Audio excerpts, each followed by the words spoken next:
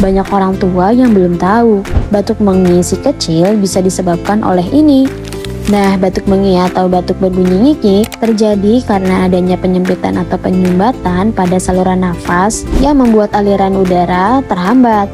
Saluran nafas bisa tersumbat karena beberapa masalah ini. 1. Asma. 2. Infeksi saluran nafas. 3. Benda asing. 4. Produksi lendir berlebih. Tapi nggak perlu khawatir, sekarang sudah ada madu gomandel yang diformulasikan khusus untuk meredakan batuk. Untuk pembelian madu gomandel bisa langsung di sini ya.